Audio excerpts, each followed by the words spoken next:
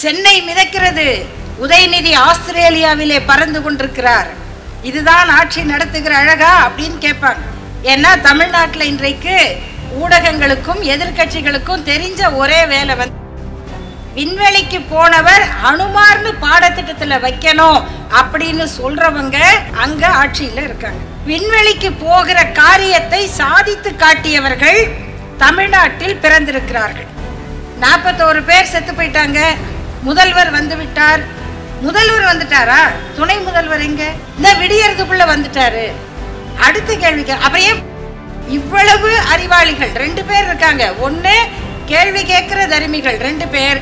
உண்மையிலேயே மண்டபத்துல யாராவது எழுதி கொடுத்து அதை வாங்கிட்டு வந்து மேடையில படிக்கிறவங்க. மில்கி மிஸ்ட் இதுதான், இது மட்டும்தான் பன்னீர்னா only மில்கி மிஸ்ட். திருவிழா என்று சொன்னால் அதற்கு கண்டிப்பாக என்ன இருக்கணும்னா, கிராமங்களில் ஒரு கோயில் இருக்கும், ஒரு தேர் இருக்கும், ஒரு சாமி சிலை இருக்கும். இந்த திருவிழாவில் என்ன இருக்கு? தேர் இருக்கு, தேருக்குள்ள சிலை இருக்கு, அங்க ஐயன் திருவள்ளுவர் இருக்கிறார். திருவிழாவில் வாங்கி சாப்பிட்றதுக்கு பாப்கார்னும் குழந்தைகளுக்கு பலூனும் கொடுப்பதற்கு பதிலாக இந்த அறிவு புத்தக சந்தை இருக்கு. அங்க போய் பெரியவர்கள் படிக்கிற ஆய்வு நூல்களும் குழந்தைகள் படிக்கிற சின்ன நூல்களும் கொட்டி கிடக்கிறது. இதுக்கு பேர் தான் மாற்று திருவிழா பண்பாடு அப்படிங்கிறது. திராவிட இயக்கம் என்பது கொண்டாட்டங்களை விரும்பாத இயக்கம் அல்ல. தந்தை பெரியாரை பற்றி பல பேர் கேட்பார்கள், தீபாவளி வேண்டாம் என்று சொல்லிவிட்டீர்களே, நாங்கள் எதை கொண்டாடுவது? பெரியார் சொன்னார், தீபாவளியை விடுங்கள், பொங்கலை கொண்டாடுங்கள். தீபாவளி வந்தால் தெருவெல்லாம் குப்பையாகும், காற்றெல்லாம் மாசாகும். பொங்கல் வந்தால் வாசலெல்லாம் அழகாகும், ஊரே சுத்தமாகும், வீடு புதியதாகும். இது அறிவு பண்பாடு. கொண்டாட்டத்தில் கூட அறிவோடு கொண்டாட வேண்டும் என்பதுதான் நம் பண்பாடு. அதில் இன்றைக்கு நாம் எப்படி அறிவை கொண்டாடுகிறவர்கள் என்பதற்கு ஒரே ஒரு எடுத்துக்காட்டு. நம்ம எதுவும் பொய்க்கதை, புராணக்கதை, வேதக்கதை சொல்ல வேண்டிய தேவையில்லை. நமக்கு வாழ்க்கை கதைகளே ஏராளம். இங்கு இவ்வளவு நேரம் கலை நிகழ்ச்சியை நடத்திய நமது தோழர் காளீஸ்வரன் அவர்களுடைய குழுவினர் ஏறத்தாழ 1.5 மணி நேரமாக சோர்வில்லாமல் களைப்பில்லாமல் இருக்கும். ஆனால் நம்முடைய உற்சாகம், கை தட்டுகிற உங்களை பார்க்கிற மகிழ்ச்சி, அதுதான் கலைஞர்களுக்கு டானிக். இந்த கைத்தட்டல் சத்தம் இருக்கிற வரை அவர்களுக்கு உடல் களைப்பே தெரியாது. அதிலும் அந்த சின்ன பெண்கள் ஆண்கள் இணைந்து நடத்திய அந்த கலை நிகழ்ச்சி எப்படி நம்முடைய மனதை கொள்ளை கொண்டது. அதே நேரத்தில் அவர் ஒரு செய்தியை சொன்னார். அவர்கள் வெறும் நடன கலைஞர்கள் அல்ல, அவர்களில் பல பேர் என்ஜினியரிங் படிப்பவர்கள், MBA படிப்பவர்கள். எப்படி படிக்கிறவர்கள்? நான் முதல்வன் திட்டத்தில் வந்தவர்கள், அரசு உதவியின் கீழ் படித்தவர்கள், அரசு பள்ளிகளில் படிப்பவர்கள். அதுதான் திராவிட இயக்கத்தினுடைய வரலாறு. இந்த வாழ்க்கை கதைகளில் ஒன்று, ஜெர்மனியில் பணியாற்றுகிற ஒரு தம்பி, அவர் பெயரையும் சொல்லுவேன். அவர் பெயர் ரவிக்குமார். அவர் பிறந்த ஊர் சேலம், ஆத்தூர், கள்ளக்குறிச்சிக்கு நடுவில் இருக்கிற தேவியாக்குறிச்சி என்கிற ஊர். அந்த ஊரில் பிறந்த ஒரு தம்பி ஜெர்மனியிலே சென்று PhD பட்டம் பெற்று அங்கு ஒரு சிறந்த நிறுவனத்தில் வேலை செய்கிறார். அவர் துணைவியாரும் வேலை செய்கிறார். அவர் என்னை பார்க்கும் பொழுதெல்லாம் ஒரே ஒரு விண்ணப்பம் அவருக்கு, அக்கா, அம்மா, நான் அடுத்த முறை வரும் பொழுது எனக்கு முதல்வரை பார்க்க ஒரு வாய்ப்பு வேண்டும், துணை முதல்வரை பார்க்க ஒரு வாய்ப்பு வேண்டும். அவருக்கு ஒன்றும் கோரிக்கையெல்லாம் கிடையாது. நல்ல வேலையில் இருக்காரு, நல்ல சம்பளத்தில் இருக்காங்க, திருப்பி வாங்கன்னா கூட வந்துட மாட்டாங்க. ஒருவேளை தேர்தலுக்கு அப்புறம் மத்தியில் ஆட்சி மாறினா வருவாங்களோ என்னமோ, இப்போதைக்கு வரவே மாட்டாங்க. அவருக்கு என்ன கோரிக்கை இருக்க முடியும்? முதல்வரிடம், துணை முதல்வரிடம். எதுக்குப்பா நீங்கள் பார்க்கணும் என்றால் அவர் சொன்னார், அம்மா, நான் ஜெர்மனிக்கு போன பிறகு PhD படித்து பட்டம் வாங்கியிருக்கிறேன், அந்த பிஹெச்டி சர்டிஃபிகேட்டை கொண்டு வந்து உங்ககிட்ட காமிக்கணும். இது வாய்ப்பு, இதை நான் முதல்வரிடம் சொல்ல வேண்டும், துணை முதல்வரிடம் சொல்ல வேண்டும் என்று கேட்டார். இவர் ஒருவர் தான் அப்படி கேட்டாரா என்றால், அண்மையில் நம்முடைய முதல்வர் அவர்கள் ஆக்ஸ்போர்டு பல்கலைக்கழகத்திற்கு சென்று அங்கு உரையாற்றி தந்தை பெரியார் அவர்களுடைய படத்தை திறந்து வைத்து ஏராளமான தமிழர்களை சந்தித்தார். அங்கு ஒரு அரங்கம் எடுத்திருந்தார்கள். அந்த அரங்கம் நிறைந்து தமிழர்கள் வெளியிலே நிற்கிறார்கள். முதல்வரை பார்ப்பதற்காக வந்தவர்களுக்கு உள்ளே வர இடமில்லை. ஆனால் நிகழ்ச்சி முடிந்தவுடன் முதல்வர் வெளியே சென்று அத்தனை பேரையும் சந்தித்து அவர்களோடு குடும்பம் குடும்பமாக புகைப்படம் எடுத்து கொடுத்தார். அப்பொழுது முதல்வரை சந்தித்த பல பேர் சொன்ன செய்தி, ஐயா, நாங்கள் இங்கே வேலை பார்க்கிறோம், இது திராவிட இயக்கத்தால் எங்களுக்கு கிடைத்த பரிசு, அதை உங்களிடம் சொல்லுவதற்காகத்தான் நாங்கள் வந்தோம். இப்படி நான் படித்தேன், நான் உயர்ந்திருக்கிறேன், திராவிடத்தால் உயர்ந்தோம் என்பதை சொல்லுகிற உள்ளங்கள் உலகம் முழுக்க இருக்கின்றன என்றால் அதற்கு காரணம் நாம் அறிவை வளர்த்தவர்கள், அன்பை வளர்த்தவர்கள், வெறுப்பை விதைப்பவர்கள் அல்ல, சண்டை மூட்டுகிறவர்கள் அல்ல, கலகக்காரர்கள் அல்ல. அண்மையில் ஆஸ்திரேலியா பயணம் சென்ற போது உலக மனிதநேய மாநாடு நடைபெற்றது. நானும் அண்ணன் பேராசிரியர் சுபவி அவர்களும் தோழர் ஓவியா அவர்களும் தமிழ்நாட்டிலிருந்து சென்றிருந்தோம். அந்த நிகழ்ச்சிக்கு துணை முதல்வர்கள் வர வேண்டும் என்று அங்குள்ளவர்கள் மிகுந்த ஆசைப்பட்டார்கள். ஆனால் இது நவம்பர் மாதம், சென்னை நகரத்துக்கு மழை வெள்ள அன்பளிப்பு கிடைக்கும், ஆகையினால் வர முடியாது என்று திட்டவட்டமாக, முதல்ல பரவாயில்ல சொல்லிக்குவோம் அப்புறம் பார்த்துக்கலாம் என்றெல்லாம் இல்லாமல், அக்கா எங்களால் வர முடியாது என்று சொல்லி திராவிட முன்னேற்ற கழகத்தினுடைய நாடாளுமன்ற உறுப்பினர் ராசா அவர்கள் வருகை தந்திருந்தார். அவருடைய உரை அவ்வளவு சிறப்பாக அமைந்தது. அங்குள்ள தமிழர்கள் கூடிய போது இருந்தாலும் ஆசிரியர் ஐயா அவர்கள் வந்திருந்தால் நல்லா இருக்கும், துணை முதல்வர் வந்திருந்தால் நல்லா இருக்கும், அந்த ஏக்கம் அவர்களுக்கு இருக்கத்தான் செய்கிறது. ஆனால் தமிழ்நாட்டின் செய்திகளை பார்க்கும் பொழுது நாங்கள் நினைத்து கொண்டோம், நல்ல வேளையாக நம்ம அவரை கூட்டிகிட்டு வரல. ஏன்னா வெள்ளம், மழை, வெள்ளம் பெருசாக வரல, ஆனாலும் தண்ணி தேங்குது. சும்மா கணுக்கால் தண்ணி தேங்கினா கூட உடனே மீடியா யூடியூப்பில் வந்துருவா, என்னன்னு, சென்னை மிதக்கிறது, உதயநிதி ஆஸ்திரேலியாவிலே பறந்து கொண்டிருக்கிறார், இதுதான் ஆட்சி நடத்துகிற அழகா அப்படின்னு கேட்பாங்க. ஏன்னா தமிழ்நாட்டில் இன்றைக்கு ஊடகங்களுக்கும் எதிர்கட்சிகளுக்கும் தெரிஞ்ச ஒரே வேலை வந்து திருவிளையாடல் படுத்து தருமி மாதிரி கேள்வி கேட்க தான் தெரியும். 41 பேர் செத்து போயிட்டாங்க, முதல்வர் வந்து விட்டார். முதல்வர் வந்துட்டாரா? துணை முதல்வர் எங்க? இந்த விடியறதுக்குள்ள வந்துட்டாரு. அடுத்த கேள்விக்கு அப்புறம் ஏன் போயிட்டாருங்கிறார். இவ்வளவு அறிவாளிகள் 2 பேர் இருக்காங்க. ஒன்று கேள்வி கேட்குற தருமிகள் 2 பேர், உண்மையிலேயே மண்டபத்தில் யாராவது எழுதி கொடுத்து அதை வாங்கிட்டு வந்து மேடையில் படிக்கிறவங்க. நம்ம இவங்கள தான் இன்னைக்கு பார்த்துக்கிட்டு இருக்கோம்.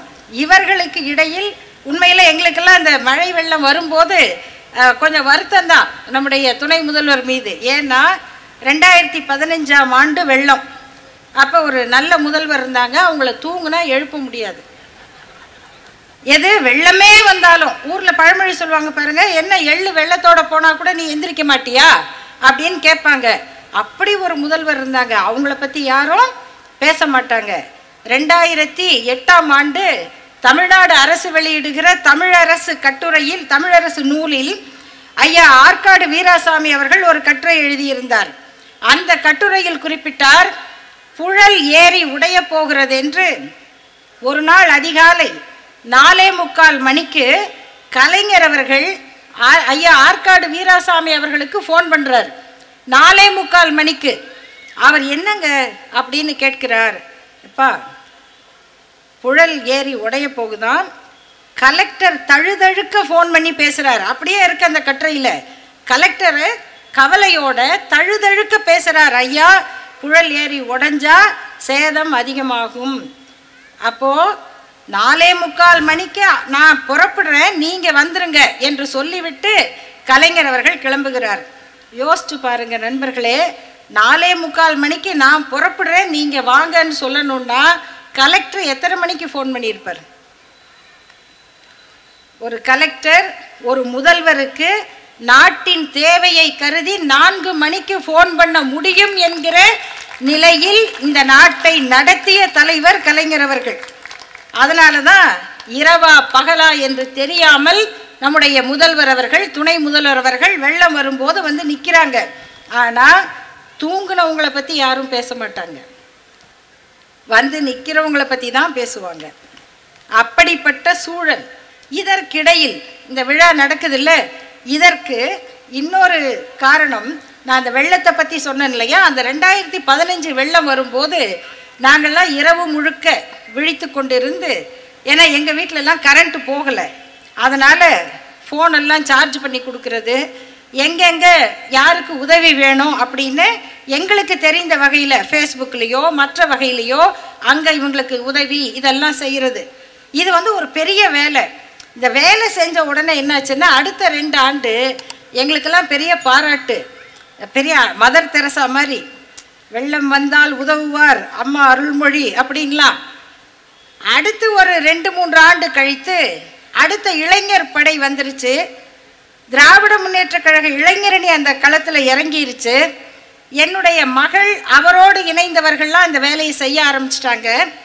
அதுக்கப்புறம் என்னன்னா அவங்களுக்கும் அந்த வேலை போயிடுச்சு. நேராக அவங்களுக்கு ஃபோன் வருது, துணை முதல்வர் அலுவலகத்தில் இருந்து கூப்பிடுறோம், நீங்கள் உங்கள் பகுதியில் ஏதாவது பிரச்சனை இருந்தால் சொல்லுங்க அப்படின்னு அவங்க பார்த்துக்கிட்டு இருந்த வேலையும் சேர்த்து உடனடியாக தொடர்பு கொண்டு அந்த இடத்துலலாம் அதை சரி செய்கிற வேலையை துணை முதல்வர் பார்த்து கொள்ளுகிறார். அதனால் எங்கள் மதர் தெரசா பட்டத்தெல்லாம் பறிச்சிட்டிங்க, அதுதான் எனக்கு வருத்தம். அப்புறம் இன்னொன்று, வர வர சிறந்த பேச்சாளராகவும் மாறிக்கொண்டிருக்கிறார்.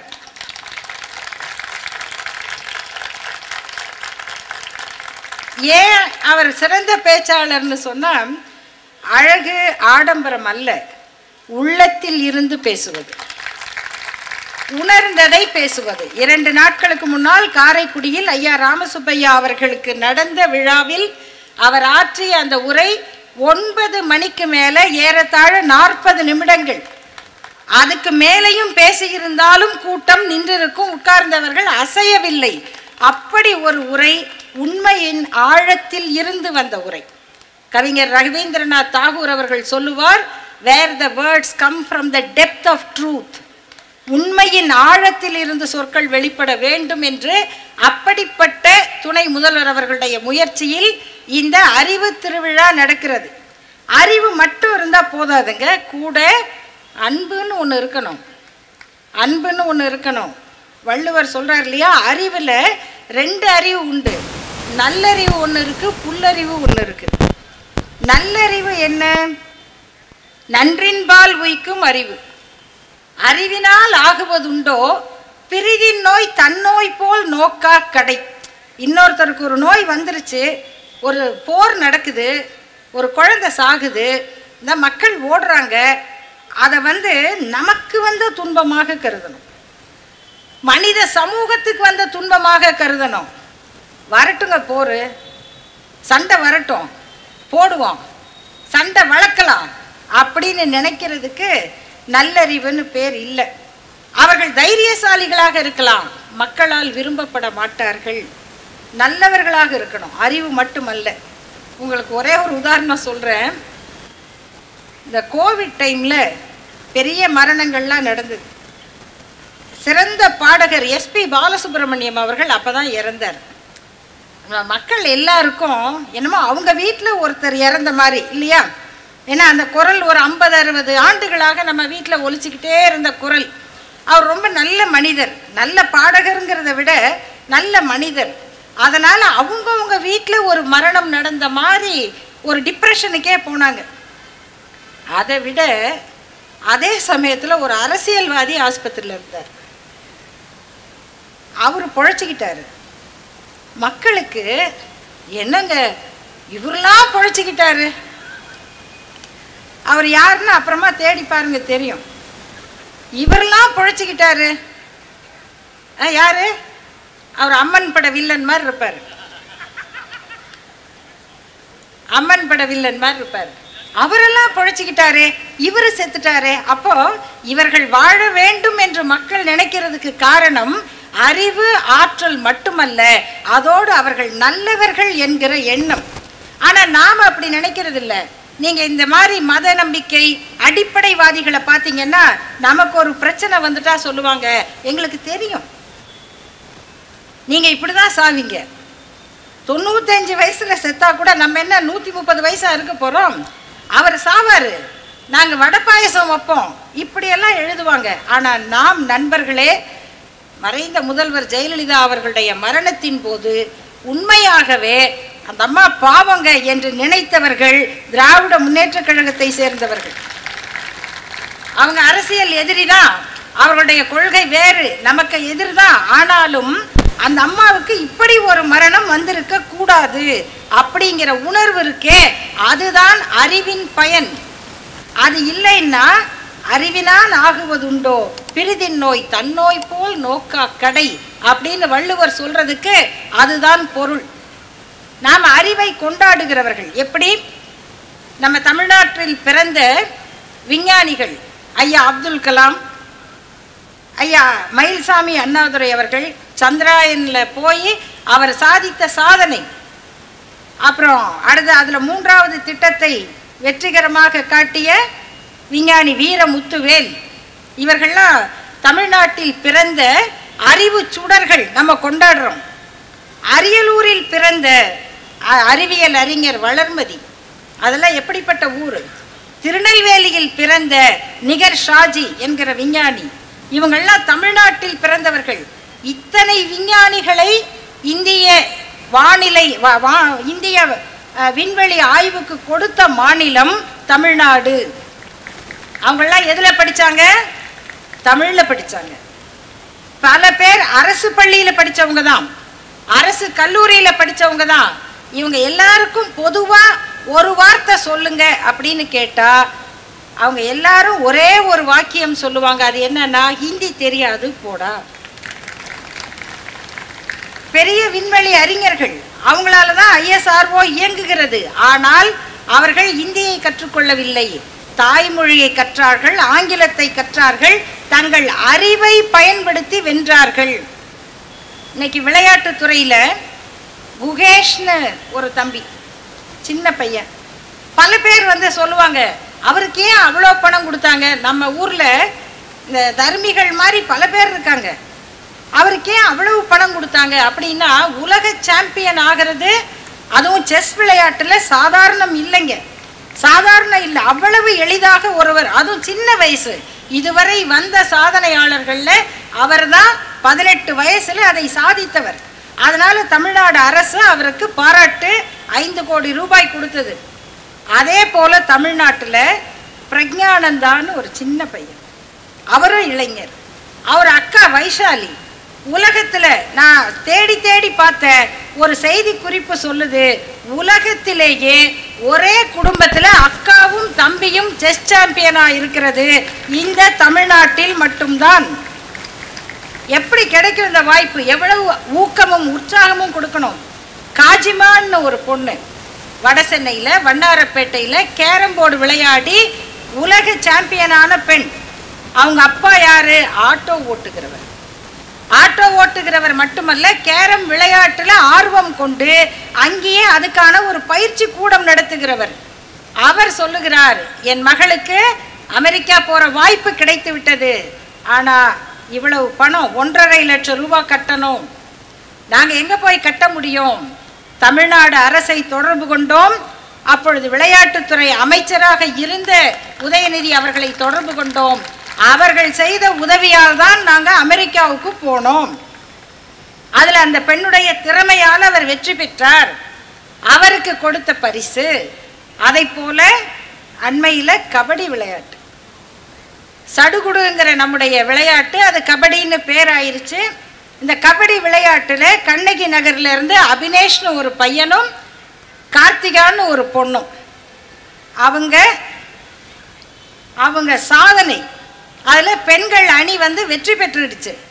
உடனடியாக அவங்களுக்கு என்ன வேணும், என்ன தேவை, அவங்கள வந்து விட்டுறக்கூடாது. அந்த இடத்துக்கு உடனே சில பேர் இதில் என்னென்ன விமர்சனத்தில் அவங்களுக்கு ஏன் கம்மியாக கொடுத்தீங்க, அவங்க ஜூனியர் சாம்பியனில் குழுவில் 10 பேரில் விளையாடி வென்றவர்கள் அவங்களுக்கு 25 லட்சம் ரூபாய் பரிசு.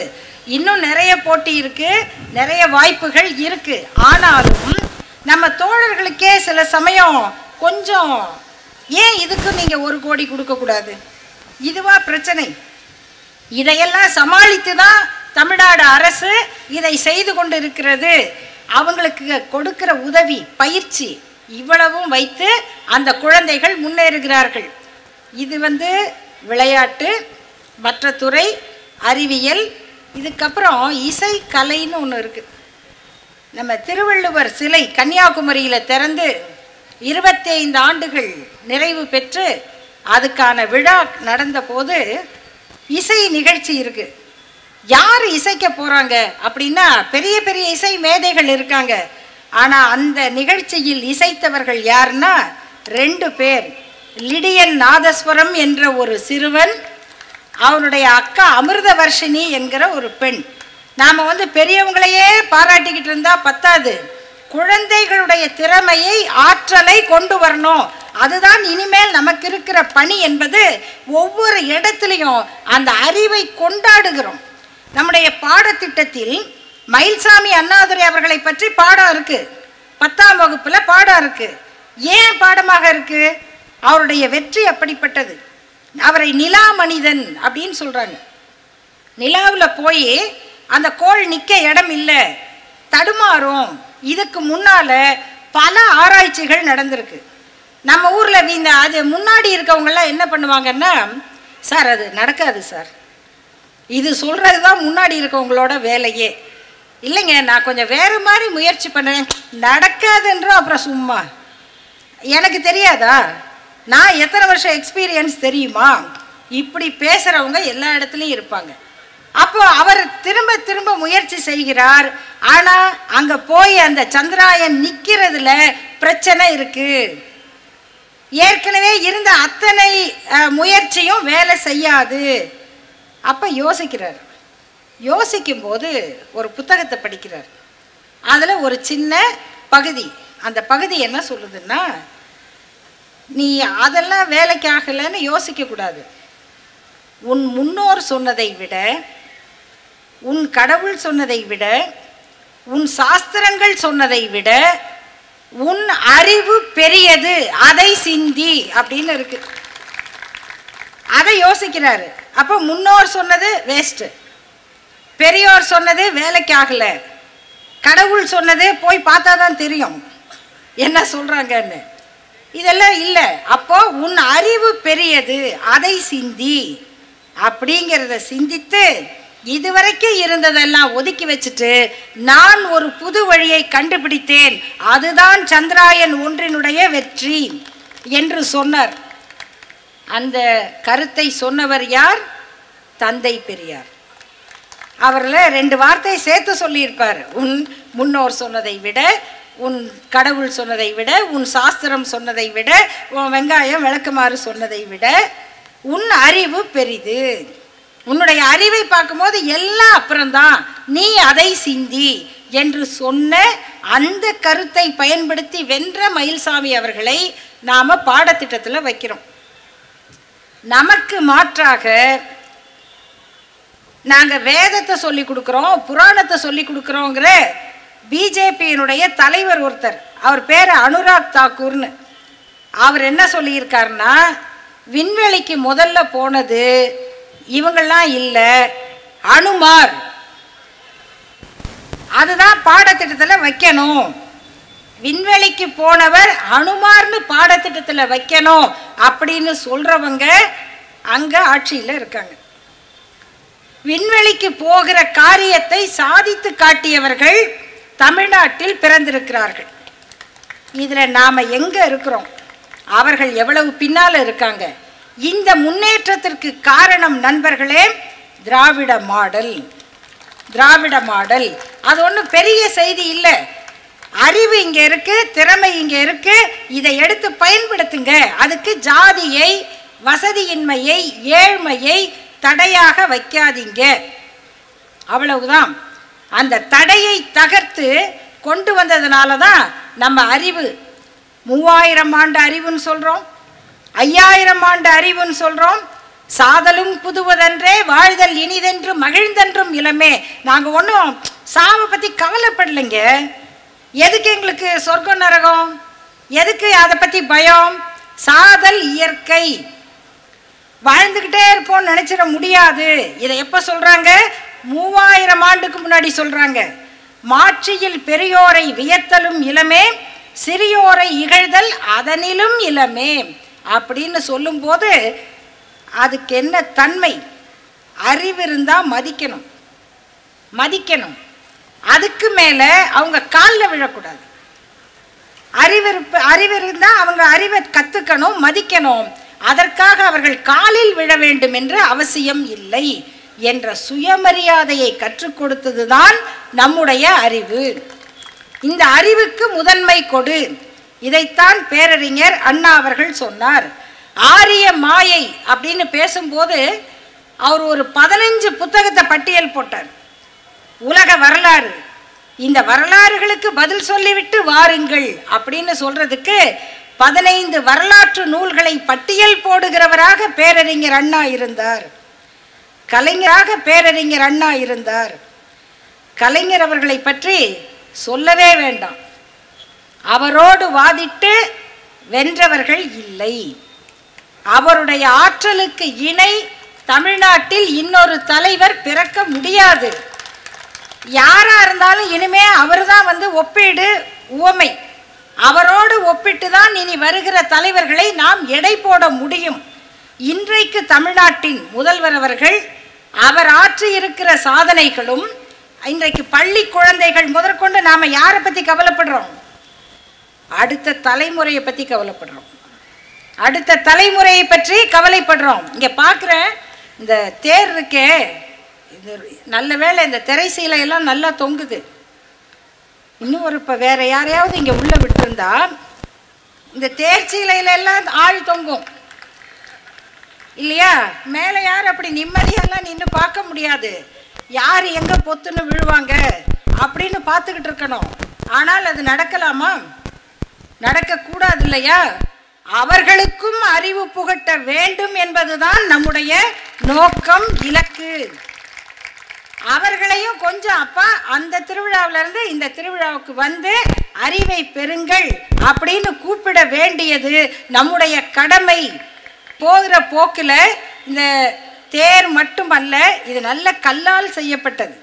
இதை அறிவோடு பார்ப்பவர்களுக்கு இங்கே நிறைய நிகழ்ச்சி நடந்திருக்கு, நிறைய படப்பிடிப்புகள் நடந்திருக்கு.